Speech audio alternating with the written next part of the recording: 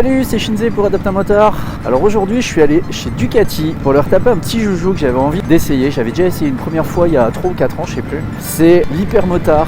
Et là c'est la version SP bridée A2. Donc ça je fais ça vraiment pour vous les gars. Donc c'est la version de l'Hypermot qui est déjà quand même assez célèbre, hein. C'est quand même une très belle bécane, super fun tout ça. Là c'est l'édition SP, je vous en parle un peu plus après. Et c'est la version A2. Donc je vais être patient. Alors un gros big up au patron et à toute l'équipe en général de la concession Ducati de Appuyer sur Argent là, qui m'ont gentiment prêté cette bécane. Ils sont vraiment super sympas, ils sont au top. Donc n'hésitez pas à aller les voir si vous avez des questions, si vous voulez découvrir leur bécane, leurs super produits. Putain, il y a du vent, je ferme la visière. Bon, l'image là sera un peu pourrie, mais... Alors, donc aujourd'hui, on est sur l'Hypermotard 950 SP. Donc c'est la version A2. Il faut savoir en fait que donc chez Ducati ils ont quelques bécanes en A2. Ils ont du Monstro, ils ont du Scrambler, ils ont la Super Sport qui ressemble un peu à un mix entre une Panigale pour l'avant et un Monstro pour l'arrière. Pour la Super Sport et pour l'Hypermotard, il faut savoir que la moto est accessible en A2 mais sur commande uniquement. C'est pas le genre de moto qui est sur catalogue d'entrée de jeu en concession. Alors là aujourd'hui c'est la modèle SP qui m'ont prêté. Donc c'est la version en gros haut de gamme. Il y a du Öhlins à l'avant et à l'arrière. Il y a un shifter up and down, il y a des pièces en carbone. Bref, on est quand même sur une bécane super bien équipée. Et du coup, comme d'habitude, là je vais me faire la montée du blavet pour vous la présenter. Bon alors, ce qu'il faut savoir sur cette bécane, c'est que c'est quand même très haut. Je crois que la hauteur de selle, elle est donnée pour 87 cm. En gros, moi je mesure 1m70. À l'arrêt, je touche à peine le bout des ongles. C'est vraiment très très haut. Mais franchement, après, une fois qu'on est au guidon, on le sent pas trop. La position est quand même très agréable. On est droit, on a pas mal au dos. Par contre, la selle, putain, elle est dure. Hein. Ah, je vous garantis que ça fait mal au cul. Hein. Après, c'est pas une bécane qui est faite à la base pour se faire des grands retraits. Là, c'est au contraire, c'est un truc qui est très joueur pour un usage au quotidien. Puis ça a de la gueule, quoi, les gars. On est en Ducati, là. Pourquoi cette bécane elle me plaît particulièrement?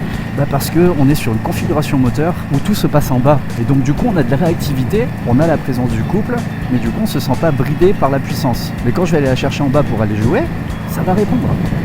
Ce qu'on va découvrir là tout à l'heure sur la route du Blavet. Putain, pour une moto à deux, ah ça marche, hein, c'est marrant. On n'est pas là pour taper des chronos, bien évidemment, mais on est là pour avoir un truc fun. Ah oui, j'ai oublié de vous dire, j'ai un shifter up and down. Donc là, regardez, hop, on est en deux, sans l'embrayage, je touche pas au gaz. 3, 4, je lâche les gaz, j'appuie, 3, 2. Ah, c'est trop bon le shifter. Alors là, je roule en cartographie sport. Donc il m'a expliqué que je suis en ride-by-wire, je suis en 1 pour 1. Donc c'est-à-dire vraiment, si je gaze, le moteur réagit directement.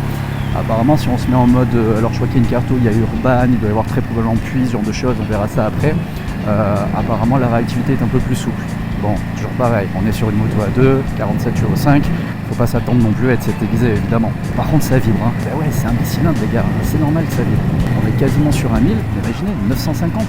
Mais franchement je trouve ça super fun, c'est super agile, ça a de la réactivité. En fait cette moto elle est faite pour ça, elle est faite pour... Ah, je vais pas me faire des amis en disant ça, hein. Allez je me lâche. Cette moto elle est faite pour faire le con, clairement. Allez on va tout faire au shifter.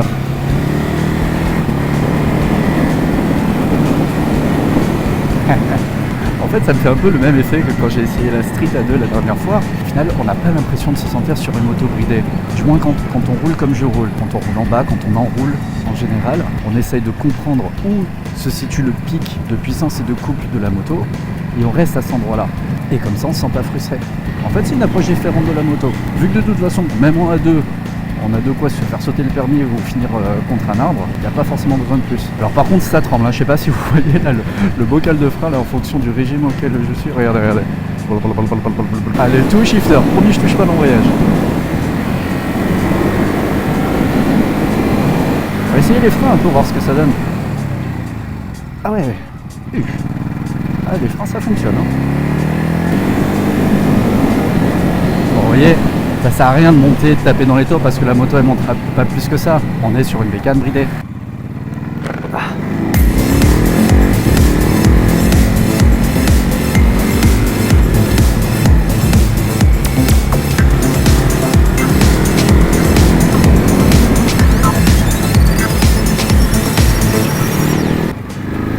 Oh, je me régale.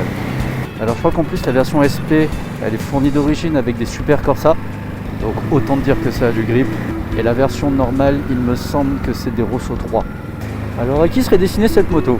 Bah clairement la conduite d'un supermotard c'est vraiment un truc à part, c'est un peu comme les sportives, on est sur quelque chose quand même de très spécifique. Un supermotard par définition c'est une bécane qui est joueuse, c'est très joueur. Alors si tu es du genre plutôt joueur et que tu préfères la conduite qui est un petit peu plus sale que technique, que en gros tu as déjà conduit un supermotard, même un 50 hein, en tout cas que tu aimes cette philosophie de bécane, là tu es sur la version la plus haut de gamme qui existe. Les gars c'est une Ducati.